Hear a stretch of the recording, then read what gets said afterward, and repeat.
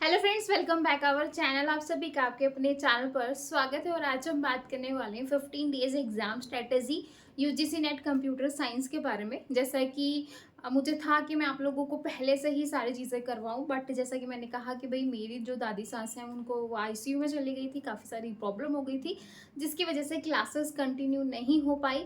लेकिन जो है अभी मैंने जो है आप लोगों के लिए 15 डेज एग्जाम स्ट्रेटेजी जो है डिज़ाइन की है कि किस तरीके से जो है 15 दिनों में हम जो है क्या क्या पढ़ें, किस तरीके से पढ़ें, कौन से सब्जेक्ट में से कितने मार्क्स आता है, कौन कौन सा सब्जेक्ट कितने कितने मार्क्स का वेटेज रखता है, जिससे आपको ये समझ में आ सके कि कौन सा सब्जेक्ट इंपॉर्टेंट है, कौन से सब्जेक्ट को आप छोड़ सकते हो और क्या क्या चीज़ें हैं, वो सारी आज की क्लास में हम डिस्कस करेंगे, जिससे आप 15 दिन में आप अपनी एक अच्छी स्ट्रैटेजी बना सकते हो।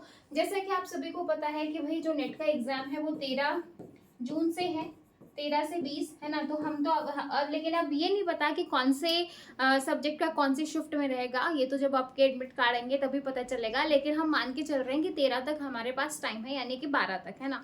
तो आज जो है वो 24 जो है जून है। तो आप खुद देखो कि आपके पास 17 से 18 दिन है। तो हम यहाँ पे 15 डेज को कैलकुलेट कर रहे हैं क्योंकि रिवीजन के लिए भी टाइम चाहिए। तो सब्जेक्ट वाइज वेटेज जो है मैं आपको यहाँ पे बताने वाली हूँ कि सब्जेक्ट वाइज जो है वेटेज यहाँ पे क्या रहने वाला है, कि कौन से सब्जेक्ट में से कितने कितने मार्क्स का आएगा, वो हम डिस्कस करेंगे कि कौन सा क्योंकि आप सभी को पता है कि जो बच्चा नेट क्वालिफाई करना चाहता है या जो जेआरएफ लेना चाहता है तो आपको कितने मार्क्स लेने हैं, ये आपके माइंड में क्लैरिटी होगी, है ना। कि आपको 180 नंबर का टारगेट करना है, 60% का टारगेट करना है, 65 का करना है। क्योंकि 65% का आप टारगेट रखते हो तो आराम से आपका जो है नेट तो निकलेगा ही, आराम से आपका जेआरएफ निकल जाएगा। लेकिन जो अदर कैटेगरी के हैं, जनरल कैटेगरी अपना 65% का वेटेज जो है अपना टारगेट करके चले, और जो अदर कैटेगरी के हैं वो अपना 60% का टारगेट करके चलेंगे, आराम से आपका जो है नेट जो है जेआरएफ तक निकल जाता है 180 मार्क्स में। सम टाइम ऐसा होता है कि 2-4 नंबर ऊपर नीचे चले जाते हैं, लेकिन हमें इसी तरीके से जो है टारगेट रखना है। अगर मैं जनरल कैटेगरी की बात करूँ तो उनको 65% का टारगेट रखना है। ओबीसी कैटेगरी की बात करें तो 62% का अपना टारगेट रखो, कि अगर थोड़ा सा जो है 2-4 नंबर ऊपर जाते हैं तो आपको जो है वो यहाँ पे 62 में आपका हो जाए। बाकी जितनी भी आपकी SC ST जो अदर कैटेगरीज हैं उसमें आप 60% का टारगेट रखिए। तो आपके माइंड में यहाँ से आपको एक चीज सेट हो गई होगी कि भाई 100% नहीं लेना, मतलब 100% हमें नहीं लेना है, मुझे सिर्फ इतना लेना है, नेगेटिव मार्किंग है नहीं। तो कोई बड़ी बात नहीं है, अपने आप को समझाना है कि इतना भी मुश्किल नहीं है। उसके बाद आता है कि भाई आप उस चीज को पढ़ो जो एग्जाम में आती है। अब ये जो 65%, 62%, 60%, अब आप इस एरियाज को कैसे कवर कर सकते हो, क्योंकि आप सभी को पता है कि टोटल जो है वो 300 मार्क्स का आपका पेपर होने वाला है, जिसमें से पेपर आपका डिवाइड रहता है paper 1 and paper 2, paper 1 and paper 2। अब जो पेपर 1 है वहां पे 50 क्वेश्चन होंगे। अब हमें टारगेट करना है कि एटलीस्ट पेपर 1 में हम 60 से 70 मार्क्स जो है कवर करें, यानी कि हमें यहाँ पे 65 से 70 यहाँ पे लेने हैं। मतलब आप टारगेट करो कि पेपर 1 में मैं 65 से 70 नंबर लूं, और वो आपको लेने हैं, ठीक है। उसके बाद आता है आपका पेपर 2, जिस भी बच्चे का जो भी सब्जेक्ट है वो आ जाएगा। तो यहाँ पे जो है आपको कम से कम जो है 120 से लेके 130 नंबर लेने हैं। अगर आप इतना ले लेते हो तो आराम से आपका जो है जेआरएफ क्वालिफाई हो जाएगा। 70 मार्क्स यहाँ से, 130 यहाँ से, तो 200 नंबर का टारगेट हो गया जनरल कैटेगरी के लिए। बाकी 65 यहाँ से और 120 यहाँ से, तो 185 आपका ओबीसी का, और बाकी जो है अदर आप थोड़ा सा और कम कर सकते हो। तो यहाँ से आपको एक चीज समझ में आ गई कि भाई आपको जो है इतना इतना नंबर लेना है, इस तरीके से लेना है। अब लेंगे कहाँ से, क्योंकि भाई कौन कौन से सब्जेक्ट इंपॉर्टेंट है। तो मैं यहाँ पे आज बात करने वाली हूँ आपके कंप्यूटर साइंस की, कि कंप्यूटर साइंस के कौन कौन से सब्जेक्ट इंपॉर्टेंट है। पेपर 1 में ऑलरेडी आपको डिस्कस करके बता चुकी हूँ कि पेपर 1 को आपको 2 पार्ट्स में डिवाइड करना है। एक आपका थ्योरी वाला पार्ट रहेगा, एक आपका प्रैक्टिकल वाला पार्ट रहेगा।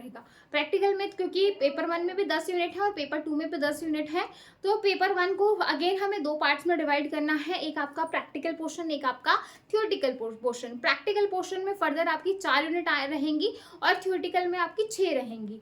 तो आप दोनों को पैरेलली करके चल सकते हो, क्योंकि प्रैक्टिकल में आपको जो है प्रैक्टिस करनी पड़ेगी चीज़ों की, और जो थ्योरेटिकल है वहाँ पे आपको चीज़ों को अंडरस्टैंड करना पड़ेगा, टर्म्स को समझना पड़ेगा, ठीक है। तो ये चीज़ें हैं।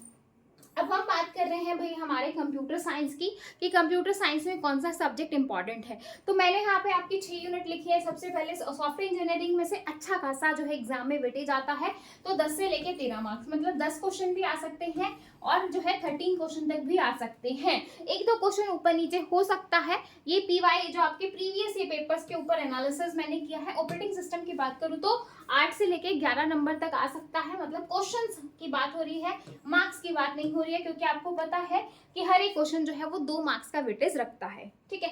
अब डीबीएमएस डेटाबेस 10 से 12 मार्क्स। ठीक है। डेटा स्ट्रक्चर एल्गो 10 से 13 नंबर। कंप्यूटर नेटवर्क अकेला ही काफी पावरफुल है, 10 से 15 मार्क्स। और टीओसी प्लस कंपाइलर, क्योंकि यूनिट्स को जो है कर किया हुआ है, तो टीओसी प्लस कंपाइलर अगेन 10 से 12 मार्क्स का यहाँ, सॉरी मार्क्स नहीं, क्वेश्चंस का वेटेज रखता है। ठीक है। इसके बाद जो है आपका digital logic and computer organisation architecture 8 से 10।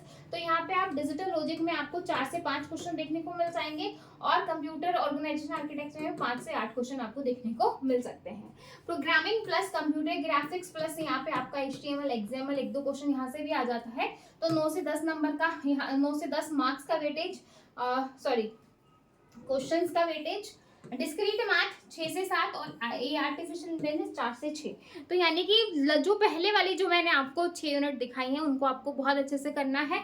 अगर आपको लग रहा है कि मेरी जो है digital logic computer organisation architecture अच्छा है, तो आप एक दो यूनिट को स्किप कर सकते हैं, या नीचे वाली जो ये आपकी 2 यूनिट है इनको स्किप कर सकते हो जो आपको लग रहा है। यानी कि कुल मिला के बात यह है कि 7 यूनिट पर फोकस कीजिए, 3 यूनिट को आप छोड़ सकते हैं। अब उन 7 यूनिट में से कौन से सब्जेक्ट में से कौन सा टॉपिक, क्योंकि आपको पता है कि सब्जेक्ट बड़ा है, क्योंकि एक समुंदर है और समुंदर में से मुट्ठी भर चीज़ें आएंगी, मुट्ठी भर भी आप बोल सकते हो, 100 क्वेश्चन आने इतने बड़े समुंदर में से।